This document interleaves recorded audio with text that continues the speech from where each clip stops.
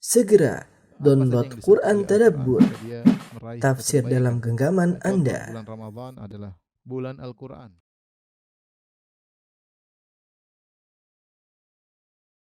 Bismillahirrahmanirrahim. Assalamualaikum warahmatullahi wabarakatuh. Alhamdulillahi ala ihsani wa syukru lahu ala taufiqihi wa amtinani. Wa asyhadu an la ilaha illallah wahdahu la syarika lahu ta'ziman li sya'ni wa asyhadu anna Muhammadan abduhu wa rasuluhu da'ila ridwani. Allahumma salli alaihi wa ala alihi wa ashabihi wa ikhwani. Kita masuk pada ayat 160 dari surat Al-A'raf pada para jemaah Masjid Al-Ikhlas Duku Bima dirahmati Allah Subhanahu wa taala. Surat Al-A'raf ayat 160. Allah Subhanahu wa taala berfirman, "Wa qatta'nahum itsnatai asyrata asbatan umama." Dan kami bagi mereka menjadi 12 suku, asbatan umama. Wa auhayna, yaitu kaum Nabi Musa maksudnya. Wa auhayna ila Musa idh istasqahu qaumuhu an idrib bi asaqal hajar. Dan kami wahyukan kepada Musa ketika kaumnya meminta air kepadanya, ya. An idrib bi asaqal hajar, maka pukulkanlah tongkatmu ke batu. Fambajasat min husnata asyrata aina, maka memancarlah dari batu tersebut 12 mata air. Ya. Qad alima kullu unasim masyrabahum. Dan masing-masing tiap-tiap suku mengetahui tempat minum mereka masing-masing. Wa dhallalna 'alaihimul ghamama wa anzalna 'alaihimul manna wa salwa. Dan kami naungkan awan di atas mereka dan kami turunkan kepada mereka manna dan salwa. Kulu min thayyibati ma razaqnakum. Makanlah dari yang baik-baik yang kami berikan rezeki kepada kalian. Wa ma dhalamuna walakin kanu anfusahum yadhlimun. Mereka tidak berbuat zalim kepada kami. Mereka tidak menganiaya kami, tapi mereka lah yang selalu menganiaya diri mereka sendiri. Ini ayat menjelaskan tentang nikmat yang Allah berikan kepada Bani Israel, namun mereka membalas nikmat-nikmat tersebut dengan pembangkangan, ya. Allah sebutkan di antara nikmat Allah Subhanahu wa taala mengatakan wa qatta'nahum itsnai asyrata asbatan umama. Kami bagi mereka menjadi 12 suku. Dengan pembagian ini adalah suatu nikmat memudahkan mereka untuk menjalani urusan-urusan mereka. Tentunya dibagi-bagi tentu lebih rapi, gampangannya demikian. Dan mereka dibagi menjadi 12 asbat. Asbat dari sibat. Ada yang mengatakan sibat adalah anak dari anak atau anak dari putri. Intinya maksudnya asbat ini adalah suku, 12 suku. Kalau dalam Arab disebut dengan kabilah, ya seperti 12 kabilah atau 12 suku, yang 12 suku ini kembali kepada 12 anak dari Nabi Yakub alaihissalam. Ya. Jadi anak-anak Nabi Yakub adalah Banu Israel. Dan Banu Israel jumlahnya 12, di antaranya Yusuf, Binyamin dan 10 saudaranya yang lain. Jadi 12. Dan masing-masing dari 12 putra Israel atau 12 putra Yakub alaihissalam masing-masing memiliki atau meneruskan sebuah suku. Makanya disebut sini itsnai asyarata asbatan umama. Kami bagi mereka menjadi 12 suku yang masing suku-suku umaman. Masing-masing suku tersebut umaman. Jadi umaman ini adalah penjelas dari 12 suku, maksudnya masing-masing suku tersebut jumlahnya banyak, umam, ya. Makanya disebut dengan umaman, ya. Kemudian wa auhayna ila Musa idh istasqahu qaumuhu. Di antara nikmat yang Allah berikan kepada Bani Israel setelah membagi mereka sehingga mereka bisa lebih rapi, bisa lebih teratur. Di antaranya, ya, ketika kaum Nabi Musa minta minum kepada Nabi Musa, ya, dan ini disebutkan mereka dalam fase tih. Fase tih itu di mana mereka dalam kondisi tersesat. Ya. Dalam kondisi apa? Tersesat, sehingga mereka, karena mereka tidak mau masuk di melawan Jabbarin sebagaimana pernah kita jelaskan dalam surat Al-Maidah. Mereka disuruh masuk ke Palestina untuk mengusir orang-orang Jabbarin, orang-orang yang zalim dalam negeri Palestina. Mereka tidak mau, akhirnya mereka dihukum dengan arba'ina sanah yatihuna fil ard. Mereka 40 tahun muter di bumi, mereka tidak tahu ke arah mana, ya. Jadi tersesat selama 40 tahun, ya. Di masa-masa sesat tersebut, mereka kehausan, mereka minta minum kepada Nabi Musa. Maka Allah memerintahkan Nabi Musa, "Anidrib bi asaqal hajar." Pukulkanlah tongkatmu wahai Musa, yang ada di tanganmu, pukullah tongkatmu. Al-hajar, ada batu pukul. Nabi Musa pukul, ini mukjizat Nabi Musa. Ketika dipukul, fanbajasat minhu 12 aina. Maka memancarlah 12 mata air. Satu batu keluar 12 mata air, seperti 12 keran. 12 keran, ya. Dalam surat Al-Baqarah disebut fanfajarat wa idh istasqa Musa liqaumihi faqulna drib bi asaqal hajar fanfajarat minhu 12 aina. Menggunakan kata infijar. Kalau di sini inbijas, ya. Fanbajasat minhu 12 aina dalam surat Al-A'raf fanbajasat. Inbajasat kata sebagian ulama maksudnya keluar air tapi dengan sedikit-sedikit. Dan ini menunjukkan al-bidayah, awal keluar air ketika Nabi Musa mukul air, keluar pelan kemudian lama-lama menjadi keras.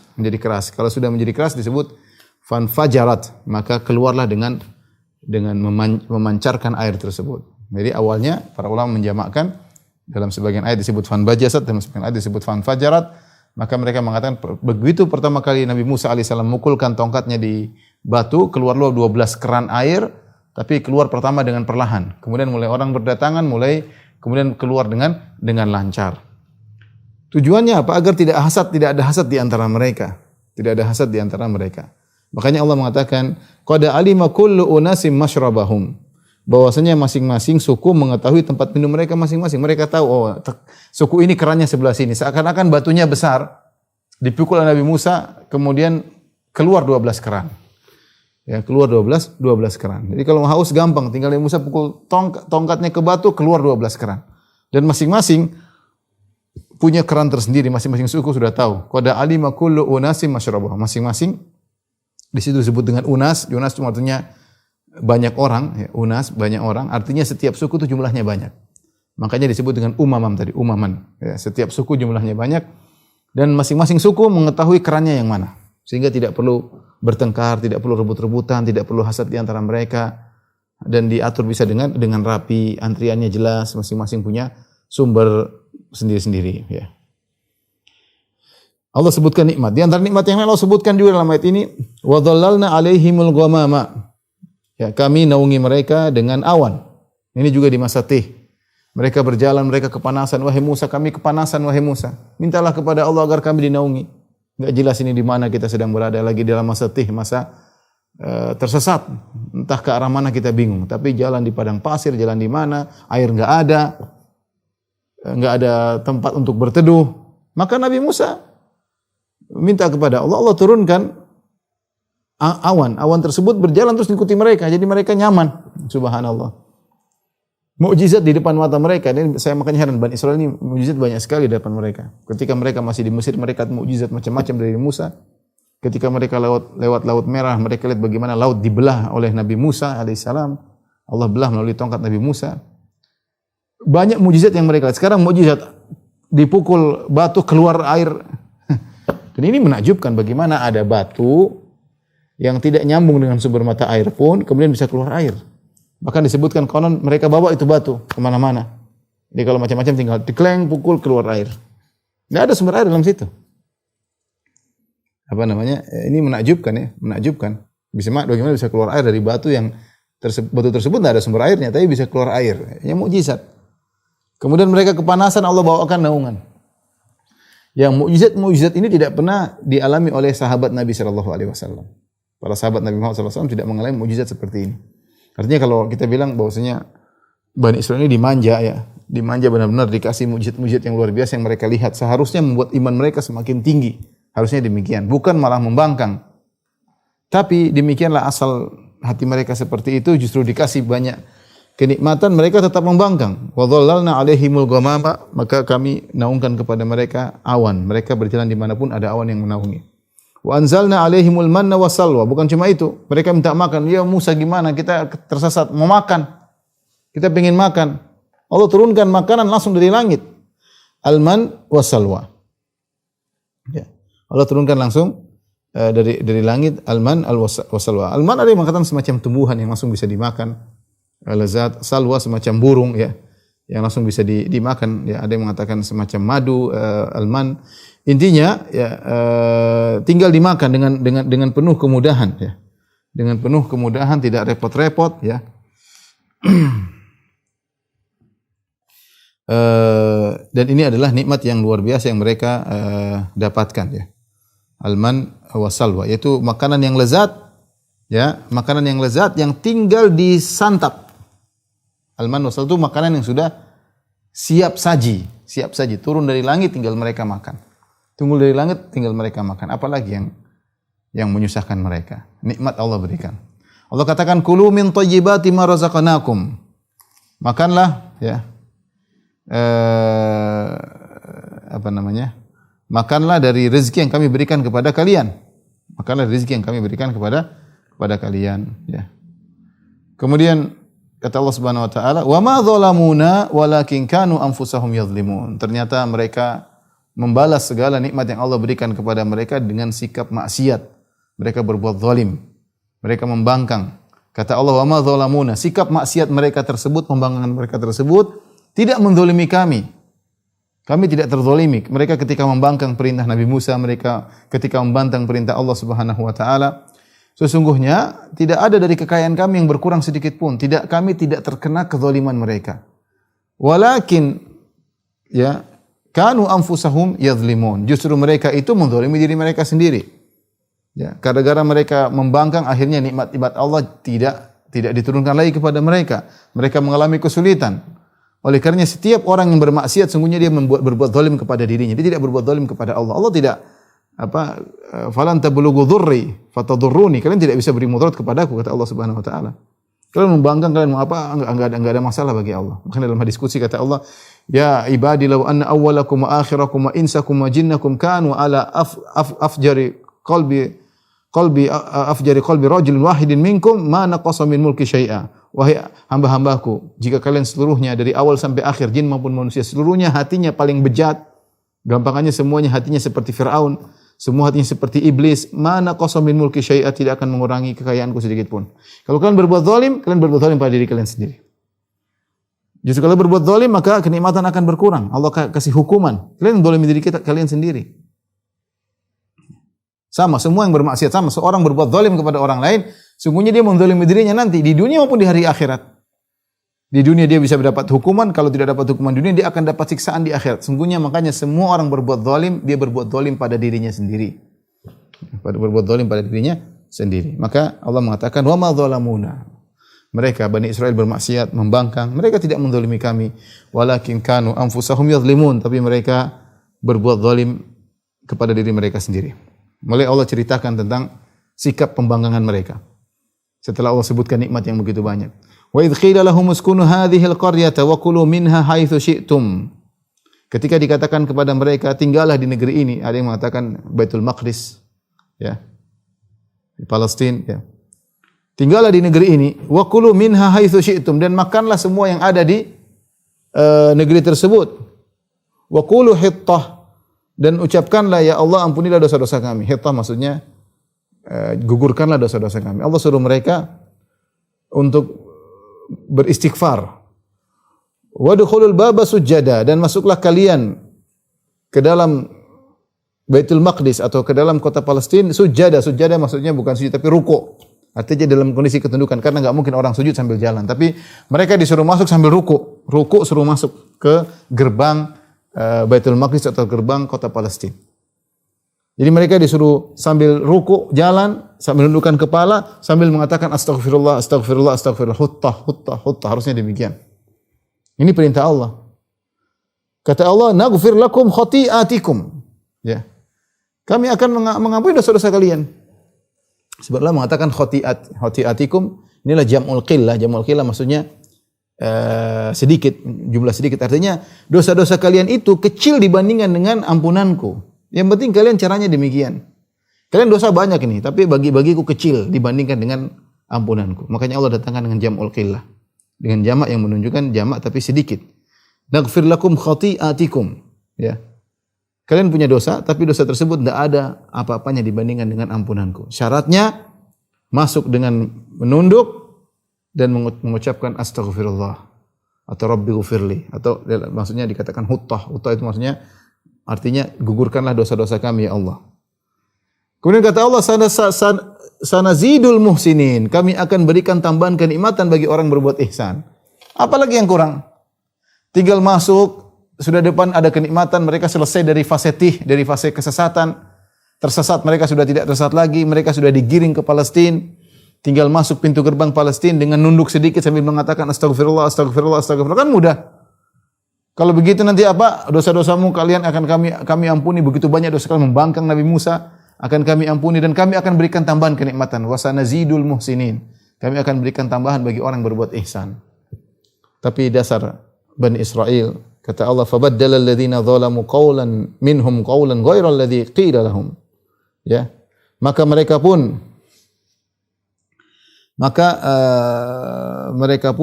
ya, orang-orang zalim di antara mereka mengganti perkataan tersebut dengan perkataan yang tidak dikatakan kepada mereka. Mereka tidak mengatakan hittah, ampunilah dosa-dosa kami, tapi mereka mengatakan hintah. Ya, habbata syairah. Kata mereka, ya Allah, hintah, harusnya hittah, mereka tambah nun jadi hintah. Hintah artinya gandum kami mau gandum, minta makan. Jadi kayak setengah-setengah mengejek. Allah sudah bilang astagfirullah, mereka plesetin. Jadi harusnya hittah itu artinya astagfirullah kalau bahasa kita gampangannya. Mereka pleset jadi hintah artinya gandum, makan. Ya Allah, betapa buruknya akhlak mereka. Fabaddala alladhina zalamu minhum, maka orang-orang zalim di antara mereka, tidak semua tentunya. Makanya Allah mengatakan minhum, di antara mereka. Di antara mereka ada yang merubah perintah Allah untuk mengucapkan hittah, qaulan ghairal ladzi qila lahum, maka mereka dirubah jadi hintah. Allah mengatakan fa arsalna alaihim rijzam minas sama'i bima kanu yadhlimun. Maka kami pun timpakan kepada mereka azab dari langit disebabkan kezaliman mereka. Rijzan di sini ada yang mengatakan taun. Allah turunkan taun kepada mereka karena mereka membangkang. Ada yang mengatakan azab yang lainnya. Kata Allah bima kanu yadhlimun, karena kezaliman yang selalu mereka kerjakan. Allah datangkan dengan fi'il mudhari, bima kanu yadhlimun, yang senantiasa mereka kerjakan. Jadi pembangkangan mereka ini sudah berulang-ulang. Pembangkangan mereka ini sudah berulang-ulang. Makanya bukan sekali mereka membangkang, saatnya Allah turunkan teguran kepada mereka. Allah azab, ada yang mengatakan Allah kirimkan taun kepada mereka. Taib. Setelah itu Allah masuk dalam paragraf yang baru. Kata Allah, was'alhum, wahai Rasulullah, tanyakanlah kepada mereka tentang kisah nenek moyang mereka yang Allah pernah rubah jadi monyet. Bagaimana kisahnya? Tadi Allah bercerita tentang Bani Israel kepada Nabi SAW, ya, tentang nenek moyang mereka. Sekarang Allah suruh Nabi untuk tanya kepada Bani Israel, tanya kepada orang Yahudi yang Nabi temui mereka di Madinah. Tanyakan kepada mereka, orang-orang Yahudi tersebut, tentang nenek moyang mereka. Artinya apa? Sebagian ulama mengatakan Allah ingin menjelaskan bahwasanya orang Yahudi itu berbuat zalim. Ini bukan suatu yang baru, ini sudah lagu lama. Sudah lagu lama. Mereka ketika Nabi Musa masih hidup mereka begitu, ketika Nabi Musa sudah meninggal alaihissalam mereka juga begitu, sampai sekarang di Madinah mereka juga begitu. Jadi sikap membangkang mereka itu bukan suatu hal yang baru, tapi sudah lagu lama. Makanya dicontohkan lagi sikap pembangkangan yang tadi sudah jelas, membangkangan disuruh masuk malah rubah-rubah perkataan. Sekarang Allah menyuruh Nabi Muhammad SAW untuk menceritakan sikap pembangkangan yang lain. Kata Allah, was'alhum, tanyakanlah kepada orang-orang Yahudi yang kau temui di Madinah. Anil qaryatil lati kanat hadiratal bahri, tentang suatu negeri yang tinggal di depan, yang hadir di pantai. Ada yang mengatakan di dekat pantai, ada yang mengatakan negeri tersebut mengarah ke pantai. Pokoknya dekat dengan pantai, dekat dengan tepi pantai. Idh ya'duna fis sabti, tatkala mereka penghuni negeri tersebut melakukan pelanggaran di hari Sabtu. Idh ta'tihim hitanuhum yawma sabtim syurra'a, ketika pada hari Sabtu datang ikan-ikan mereka syurra'a, yaitu zahirah, nampak di atas laut. Wa yawma la yasbituna la ta'tihim, adapun selain hari Sabtu ikan-ikan tersebut tidak ada. Kadzalika nabluhum bima kanu yafsukun, demikianlah kami mencoba mereka, memberi bala kepada mereka akibat kefasikan yang mereka lakukan. Ini kata sebagian ulama seperti Tahir bin Ashur, demikian juga diikuti oleh Syekh Muhammad Al-Syinqiti rahimahumullah, bahwasanya kabar tentang nenek moyang Yahudi pernah dirubah jadi monyet ini tidak terdapat di Taurat. Tidak di Taurat, tidak ada. Tetapi ini cerita turun-temurun diceritakan oleh pendeta-pendeta mereka, dan mereka menyembunyikan kisah ini karena ini adalah aib. Ya, kisah ini adalah aib bagi mereka. Nenek moyang mereka, karena mereka kan bangga-banggakan, kami Sya'bullahil Mukhtar, kami adalah suku terpilih. Kami adalah satu-satunya suku yang diridhoi oleh Allah Subhanahu wa taala. Agama kami yang diridhoi, kami kalau meninggal pasti masuk surga. Mereka bangga selalu seperti itu. Kami ini kekasih-kekasih Allah, nahnu abna'ul ahibba'u. Kami ini kekasih Allah, kami ini pilihan Allah. Mereka bangga dengan suku mereka. Maka cerita tentang nenek moyang mereka pernah dirubah menjadi monyet, mereka sembunyikan. Nah, Nabi suruh tanya, Allah suruh tanya, coba tanya mereka ya Rasulullah, tanyakan kepada mereka tentang kisah tersebut. Subhanallah. Ini dalil bahwasanya Nabi Muhammad SAW adalah seorang nabi. Karena cerita tersebut adalah rahasia di antara mereka. Dan Nabi tidak pernah berinteraksi sama orang Yahudi, tidak pernah belajar sama orang Yahudi. Nabi tidak bisa baca, tidak bisa tulis. Nabi tidak bisa baca, tidak bisa tulis. Tetapi Nabi kok tahu sallallahu alaihi wasallam tentang kisah yang mereka sembunyikan tersebut, karena ini adalah aib mereka. Berarti ada yang kasih tahu Nabi. Yang kasih tahu Nabi adalah Allah Subhanahu wa taala. Sebenarnya sudah cukup bagi mereka dengan mengetahuinya Nabi tentang kisah tersebut, ini adalah bahwasanya Muhammad adalah utusan Allah. Karena itu kisah rahasia di antara mereka. Maka Allah suruh tanyakan kepada mereka untuk bahwasanya kau tahu rahasia mereka yang mereka sembunyikan. Allah tidak menyuruh Nabi untuk cerita langsung, tapi Allah suruh tanyakan mereka tentang penduduk suatu negeri yang tinggal di dekat pantai yang pernah diuji oleh Allah, itu nenek moyang mereka. Istatihim hitanuhum syurra'a, ketika ya'duna fi sabti, tatkala mereka melakukan pelanggaran pada hari Sabtu. Mereka dilarang bekerja pada hari Sabtu. Tetapi yang jadi masalah mereka diuji. Istatihim hitanuhum yauma sabtim syurra'a, ketika ikan-ikan hitan jama' dari hut, hitanuhum, ikan-ikan datang pada hari Sabtu dengan jumlah yang banyak. Disebut dengan hitanuhum, sebenarnya mengatakan kenapa diidhafahkan kepada mereka ikan-ikan mereka ketika hari Sabtu datang ikan-ikan mereka. Padahal ikan di lautan milik siapa saja. Tetapi Allah sebutkan ikan-ikan mereka, seakan-akan Allah mengkhususkan ikan-ikan ini untuk menguji mereka. Maka dinisbahkan, diidhafahkan kepada mereka. Ketika datang ikan-ikan mereka, padahal maksudnya ikan di laut, ini semuanya milik semua orang. Tapi Allah mengatakan tatkala datang ikan-ikan mereka pada hari Sabtu, syurra'an. Syurra'an ada dua pendapat. Kalau kita baca perkataan para salaf, syurra'an ada yang mengatakan zahirah, yaitu nampak. Ikan-ikan tersebut nampak benar-benar full, pantai itu penuh dengan ikan. Ada yang mengatakan syurra'an maksudnya mutatabi'ah, yaitu datang lagi terus nggak berhenti, dan itu banyak, nampak dan ramai, datang terus nggak berhenti. Tapi mereka nggak boleh nangkap ikan hari Sabtu. Ini ujian berat. Ibnu Taimiyah rahimahullah taala dalam kitabnya Al-Fatawa Al-Kubra menukil dari para salaf tentang tafsir ayat ini. Jadi ketika mereka diuji dengan ujian seperti ini, mereka tidak tahan.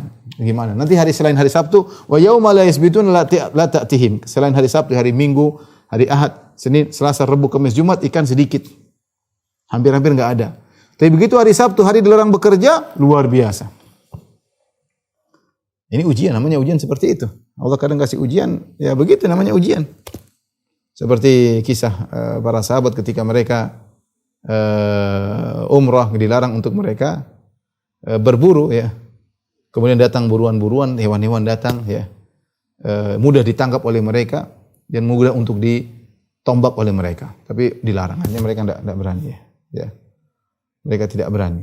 Jadi memang dimudahkan, memang ujian. Biasanya binatang-binatang liar tahu-tahu datang depan mereka, tinggal ditangkap bisa. Tapi dilarang, akhirnya mereka nggak berani. Ya.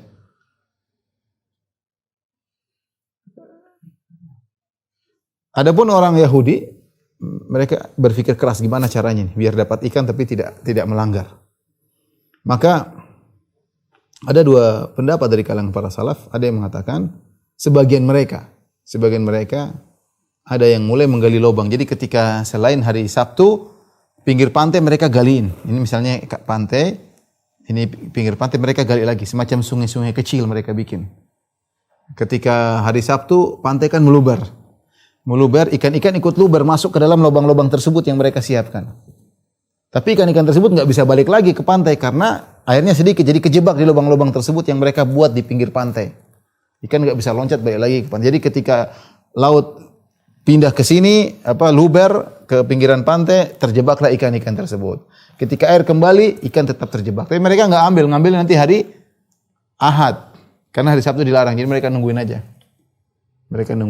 Ini pendapat. Pendapat lain mengatakan karena dilarang bekerja hari Sabtu, hari Jumat mereka pasang jaring. Mereka pasang jaring, ikannya nggak ada, mereka pasang jaring. Ya, pasangnya hari Jumat. Hari Sabtu ikan pada masuk semua. Hari Ahad baru mereka ambil. Yang penting intinya hari Sabtu tidak kerja. Yang dilarang kan hari Sabtu. Mau kita pasang jaring hari Jumat ngambilnya hari Ahad kan tidak terlarang. Kita gali lubangnya, pendapat pertama kita gali lubangnya hari Jumat bukan hari Sabtu. Ikannya salah sendiri masuk hari Sabtu. Hari Ahad baru kita ambil. Intinya kita tidak melanggar. Mulai sebagian mereka melakukan demikian. Tadinya nggak ada yang ikut, sebagian mereka bikin. Mereka bikin, nggak ada yang berani. Ternyata aman. Hari kedua aman, hari ketiga aman, hari ketiga aman, berbulan-bulan aman. Mulai bakar-bakar ikan, orang-orang mulai tertarik, itu aman, biasa aja tuh. Biasa aja. Subhanallah, mulai orang pada ikut. Pada ikut makan. Dibiarkan oleh Allah Subhanahu wa taala. Belum ada teguran dan mereka terus begitu. Akhirnya mereka menganggap itu perkara yang mudah. Kata Allah, "Kadzalika nabluhum bima kanu yafsukun." Demikianlah kami mencoba mereka, menguji mereka akibat kefasikan yang selalu mereka kerjakan. Ya, memang orang fasik seperti ini. Jadi mereka melakukan hilah. Hilah itu adalah trik untuk menghalalkan apa yang diharamkan. Ya. Ini Yahudi seperti itu ya. Yahudi seperti itu. Seperti ketika mereka diharamkan daging babi atau diharamkan untuk makan syaham, diharamkan untuk makan lemak, mereka diharamkan, maka jamaluhu, mereka lemak tersebut mereka cairkan, panaskan jadi minyak dan mereka jual. Kemudian fa'akalu thamanahu, hasil jualnya mereka ambil padahal mereka dilarang. Tapi mereka melakukan hilah, trik-trik. Oleh karenanya bahaya ya. Ibnu Taimiyah rahimahullah dalam Fatwa Al-Kubra menyampaikan bahwasanya yang berbahaya adalah seorang faqih yang ahli fikih tapi melakukan trik untuk menghalalkan apa yang haram. Dan ini banyak berlaku pada perkara-perkara riba. Yang asalnya halal, haram dijadikan halal dengan trik-trik yang mereka lakukan. Dan itu tidak merubah hakikat. Tidak merubah hakikat. Sama seperti nikah al-muhallil al-muhallal. Ini juga di antara trik-trik yang dilakukan. Orang sudah talak 3, kan enggak boleh nikah lagi. Tidak boleh balik kepada suami pertama kalau sudah talak 3. Gimana caranya? Ya udah, nikah sama orang dulu untuk menghalalkan, disewa misalnya atau apa. Dengan trik seperti itu dia bisa kembali lagi kepada suami pertamanya. Intinya banyak trik untuk lari dari larangan Allah Subhanahu wa taala. Inilah yang dilakukan oleh orang Yahudi. Dan ini benar-benar luar biasa. Kalau kita seandainya kita mau debat sama mereka, kita enggak akan bisa mengharamkan. Coba seandainya ketemu dengan mereka orang Yahudi. Kita bilang, "Ya fulan, kenapa kau melanggar?" Dia akan menjawab, "Apa yang saya langgar? Kan yang dilarang bekerja hari Sabtu. Saya kan pasang jaring hari Jumat, ngambilnya hari Ahad. Apa yang kesalahan saya?" Susah debatnya. Atau mereka bilang, "Apa kesalahan saya? Saya bikin saya enggak nyari ikan kok, saya cuma bikin lubang di pinggir. Ikannya salah sendiri masuk. Sabtu saya istirahat kok. Sama yang lain istirahat. Hari Minggu baru saya ambil, ternyata ada ikan. Apa salah saya? Mana dalil bahwa saya salah? Yang dilarang kan bekerja hari Sabtu." Memang sulit kalau namanya orang melakukan trik, hilah. Kelihatannya memang benar. Kelihatannya memang benar, tapi ternyata haram. Tujuannya haram. Maka ketika mereka melakukan demikian, terjadilah mereka menjadi 3 kelompok. Mereka berubah menjadi 3 kelompok. Setelah kasus ini. Karena tadinya 1 orang bikin, 2 orang bikin, hanya rame. Sekelompok banyak orang mulai ikut-ikutan. Mulai ikut-ikutan ambil ikan. Dan hari Sabtu ikan rame. Hari Minggu mereka bakar, makan. 3 kelompok. 3 kelompok tersebut yang pertama, yang pelaku maksiat. Yang mereka melakukan trik tadi, hilah, untuk menangkap ikan. Kelompok yang kedua, yang menasihati. Jangan, tidak boleh, ini haram. Kelompok ketiga, tidak menasihati. Dia kayaknya putus asa, percuma dinasihati, enggak ada faedahnya. Mereka sudah tahu teman-teman mereka ini bangkang-membangkang semua. Kepala batu, percuma nasihat. Jadi 3 kelompok. Yang satu melakukan maksiat, yang kedua menasihat, yang ketiga berdiam diri. Bagaimana 3 kelompok ini Allah sebutkan dalam ayat selanjutnya. Kata Allah, "Wa idh qalat ummatum minhum lima ta'iduna qauman illahu muhlikuhum aw mu'adzibuhum 'adzaban syadida." Tatkala, dan ingat ketika suatu umat di antara mereka, ini umat yang ketiga yang diem, berkata kepada umat yang kedua yang menasihati, "Lima ta'iduna qauman illahu muhlikuhum." Kenapa kalian nasihati mereka, suatu kaum yang Allah akan binasakan mereka, au mu'adzibuhum 'adzaban syadida, atau akan diazab dengan azab yang pedih? Enggak perlu, percuma. Jadi seakan-akan mereka bertanya itu untuk apa, bikin enggak ada faedahnya, sudah enggak usah. Kita tahu teman-teman kita kepala batu. Ya. Beri nasihati enggak ada faedahnya. Mereka akan dibinasakan kauman, ya, Allahu muhlikuhum, Allah akan membinasakan mereka, mematikan mereka, au mu'adzibuhum adzaban syadida, atau Allah akan mengadab mereka dengan adab yang pedih, yang tidak mematikan. Intinya mereka akan dapat. Entah mati, entah dikasih taun, entah dikasih apa, pokoknya cuma dua. Diadab sampai mati atau diadab tidak sampai mati. Ngapain kalian nasihat mereka? Enggak ada faedahnya. Kelompok yang kedua yang menasihati, saya ulangi, yang pertama yang melakukan, yang kedua menasihati, yang ketiga yang berdiam. Yang ketiga ini nasihati yang kedua. Ngapain kau nasihati kelompok pertama ini? Ngapain? Kelompok ketiga yang diam aja nasihati kelompok yang kedua. Ngapain wahai kelompok kedua? Ngapain kalian nasihati kelompok pertama? Mereka ini kepala batu, tidak ada faedahnya. Apa jawaban kelompok kedua yang beramar ma'ruf nahi munkar? Qalu ma'dziratan ila rabbikum. Tidak ada lain kecuali untuk mencari uzur di hadapan Rabb kalian. Di depan Rabb kita, artinya ya sudah, ya Allah, saya sudah nyampaikan, sudah nasihati agar saya tidak dituntut oleh Allah pada hari kiamat. Tujuannya itu aja. Meskipun mereka tahu tidak ada faedahnya. Tetapi kata mereka, la'allahum yattaqun, siapa tahu, namanya kita usaha. Siapa tahu mereka bertakwa, siapa tahu mereka meninggalkan maksiat mereka tersebut. Siapa tahu. Meskipun secara ghalabatul dzan, menurut persangkaan berat mereka tidak akan ikut. Tapi namanya usaha. Pertama intinya agar kita bebas di hadapan Allah pada hari kiamat, yang kita sudah sampaikan. Yang kedua, siapa tahu mereka bertakwa. Yang satu ya sudah diam aja. Ini tiga kelompok. Apa yang terjadi setelah itu? Falamma nasu ma dzukkiru bihi. Ya. Tatkala mereka melupakan apa yang diperingatkan kepada mereka, disebut hati mereka sudah jadi batu. Tsumma qasat qulubuhum min ba'di dzalik. Hati mereka sudah menjadi batu, sudah sulit. Jadi keras, ya. Bahkan lebih keras daripada batu. Dinasihati enggak dengar, percuma. Ya. Kata Allah, falamma nasu ma dzukkiru bihi anjayna alladziina yanhauna 'anis su'. Maka ketika mereka lupa dengan apa yang telah mereka diberi peringatkan. Jadi kelompok pertama ini lupa, sudah nasihat lupa. Mereka bukan lupa, tapi mereka meninggalkan, cuek. Ini nasihati melulu dan mereka cuek melulu, ditinggalin terus, tidak dipedulikan. Apa yang Allah katakan, anjayna alladziina yanhauna 'anis su', dan kami selamatkan kelompok kedua yang telah melarang bernahi mungkar, Wa akhadna alladziina dzalamu bi'adzabin ba'isin bima kanu yafsukun, dan kami siksa kelompok yang pertama dengan azab yang pedih atas perbuatan kefasikan mereka. Nah, kelompok ketiga apa nasib mereka? Ini khilaf di kalangan para ulama. Perhatikan sini, saya sebutkan. Jadi ada tiga kelompok Bani Israel. Tiga kelompok penghuni negeri di tepi pantai.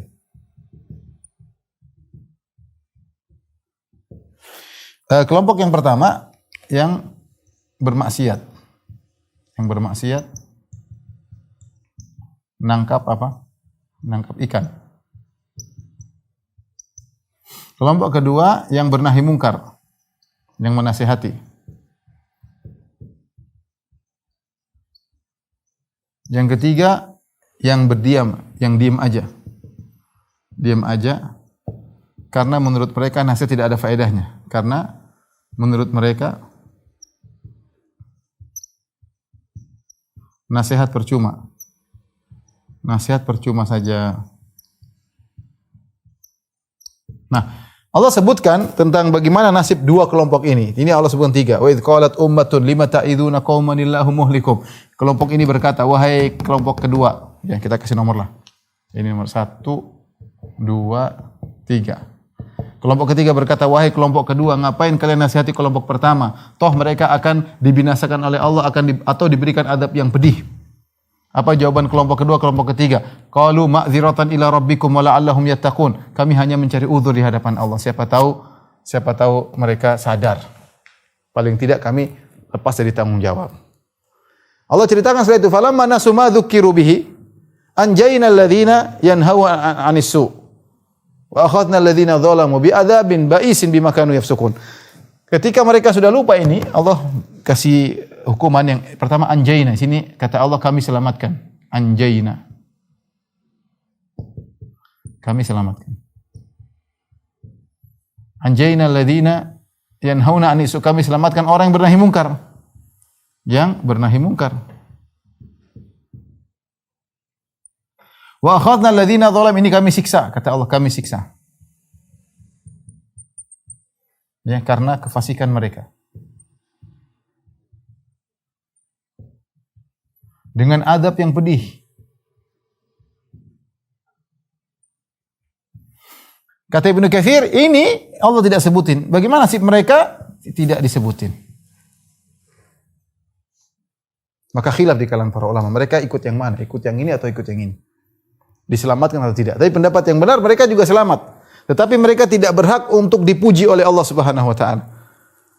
Allah tidak muji mereka, Allah puji yang kelompok kedua. Allah puji. Kelompok ini Allah tidak puji, tetapi zahirnya mereka selamat karena mereka tidak berbuat maksiat. Hanya saja Allah tidak dengan tegas mengatakan mereka selamat. Yang tegas Allah bilang selamatkan adalah kelompok yang kedua, ya. Ini bagaimana dengan kondisi mereka. Taib, setelah itu Allah berfirman, falamma atau manuhu anhu, ayat ke-166, tatkala mereka bersikap sombong terhadap apa yang mereka dilarang, mereka sombong, ditegur-tegur enggak mau, qulna lahum kunu qiradatan khasiin. Kami katakan kepada mereka, jadilah kalian menjadi kera-kera yang hina. Jadilah kalian berubah menjadi kera-kera yang hina, ya. Ada dua pendapat di kalangan para ulama. Karena di sini Allah menggunakan falamma, kemudian tatkala mereka sombong. Seakan-akan mereka sudah ditegur dengan satu azab, tapi mereka pendapat pertama, mereka karena Allah mengatakan falamma nasu ma dzukiru bihi anjayna alladziina yanhauna 'anis su' wa akhadna alladziina zalamu, dan kami pun siksa orang berbuat zalim dengan azab yang pedih. Ya. Ada pendapat pertama mengatakan mereka sudah diazab tapi mereka tetap ngeyel. Ketika mereka ngeyel, sudah diazab, ditegur, kasih teguran, siksaan, mereka masih ngeyel, Allah katakan kunu qiradatan khasin, jadilah kalian kera-kera yang hina. Ini pendapat pertama. Jadi ada dua sesi azab. Azab pertama mereka tidak berhenti, Allah kasih azab kedua, jadikan monyet, kemudian mereka meninggal. Tafsiran yang kedua, ini azab yang pedih itulah dirubah jadi monyet. Jadi azab cuma sekali. Tapi Allah jelaskan kenapa mereka dirubah jadi monyet. Pertama karena mereka meninggalkan atau lupa dengan teguran tersebut. Yang kedua, mereka sombong, menganggap remeh teguran tersebut. Ketika berkumpul dua hal ini, menganggap remeh, sombong dan meninggalkan teguran tersebut, maka Allah berikan azab yang pedih. Yang azab yang pedih itulah dirubah menjadi monyet. Jadi ayat selanjutnya hanya sekedar menjelaskan tentang ayat sebelumnya. Jadi bukan dua tahapan tapi satu tahapan, dan wallahu a'lam ini yang lebih tepat. Ya. Tapi kalau kita bilang pendapat pertama, berarti mereka memang sangat kurang ajar, sudah ditegur masih ngeyel, baru dirubah jadi monyet. Tapi wallahu a'lam yang lebih benar bahwasanya langsung mereka dijadikan monyet. Walaqad alimtumul ladzina tadaw minkum fis sabti faqulna lahum kunu qiradatan khasiin. Sungguh kalian orang Yahudi telah mengetahui nenek moyang kalian telah melakukan pelanggaran pada hari Sabtu, kami katakan kepada mereka kunu qiradatan khasiin. Jadilah kalian kera-kera yang hina. Taib, akhirnya Allah rubah mereka menjadi kera-kera yang hina. Jadi kera-kera yang hina. Disebutkan dalam buku-buku tafsir, ya. Ketika itu orang-orang sudah pergi. Orang-orang yang kelompok kedua, kelompok ketiga pergi. Sudah mereka biarkan. Mereka takut kena azab. Jadi mereka tinggalkan orang-orang ini. Mereka bermaksiat, mereka bakar ikan, ya. Mending kita selamatkan diri. Dan mereka dengar rame-rame mereka, mungkin bau ikan bakar. Kenapa sudah ini enggak ada bau lagi? Sudah enggak rame-rame loh. Ini kenapa teman-teman kita ini? Kok tidak rame-rame lagi? Akhirnya mereka datang cari, kemana teman-teman kita? Ternyata sudah jadi monyet semuanya. Allah rubah jadi monyet. Diajak ngomong nggak bisa. Tapi mereka bilang, kamu Fulan bin Fulan? Jawab monyetnya. Nah, subhanallah. Jadi monyet. Siapa yang bisa merubah kecuali Allah Subhanahu wa taala? Masakh, yaitu dirubah jadi hewan. Kunu qiradatan khasiin, jadilah kalian kera-kera yang hina. Setelah itu mereka mati. Karena dalam hadis kullu ummatin musikhat laisa laha naslun atau kama qala Nabi sallallahu alaihi wasallam. Kemudian bertanya Rasulullah, apakah manusia-manusia yang pernah berubah menjadi hewan ada keturunannya? Jangan bilang ada. Kalau ada berarti monyet-monyet pintar memang, karena itu manusia, bukan. Tidak ada. Jadi monyet-monyet yang merupakan hasil perubahan dari manusia jadi monyet tidak ada keturunannya, kata Nabi sallallahu alaihi wasallam. Semuanya sirna begitu saja, ya. Ya, jadi tidak ada monyet keturunan manusia sekarang, ya, tidak ada. Apalagi manusia keturunan monyet, ya. Jadi intinya mereka dirubah jadi monyet, ya, karena perbuatan mereka. Ibnu Taimiyah rahimahullah taala dalam kitabnya Al-Fatawa Al-Kubra menyebutkan di antara para ulama yang mengatakan sebab kenapa mereka dirubah jadi monyet karena perbuatan mereka benar-benar seperti kebenaran. Perbuatan mereka benar seperti suatu kebenaran. Artinya kita sebutkan mereka gali lubang hari Jumat, ikannya masuk, yang dilarang kerja hari Sabtu, hari Ahad baru ngambil. Kalau kita debat dengan mereka, kita nggak bakalan menang karena perbuatan mereka mirip dengan kebenaran. Hari Jumat pasang jaring, bukan hari Sabtu. Ya, hari Sabtu libur, sebagaimana perintah Tuhan libur.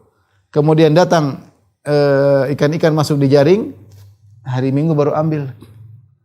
Kalau mau didiskusikan, mau debat, mereka nggak salah. Mereka benar. Apa kesalahannya di mana? Artinya perbuatan yang mereka lakukan benar-benar seperti kebenaran, tapi hakikatnya kebatilan. Al jaza' min jinsil amal, balasan sesuai dengan perbuatan. Maka Allah Subhanahu wa taala memberi balasan kepada mereka dengan seperti perbuatan mereka. Allah rubah mereka menjadi monyet. Monyet adalah hewan yang paling mirip dengan manusia tapi bukan manusia. Monyet adalah hewan yang sangat mirip dengan manusia tapi bukan manusia. Sama dengan kemaksiatan yang mereka lakukan. Kemaksiatan yang mereka lakukan sangat mirip dengan kebenaran, tapi ternyata bukan kebenaran. Al jaza' min jinsil amal. Balasan sesuai dengan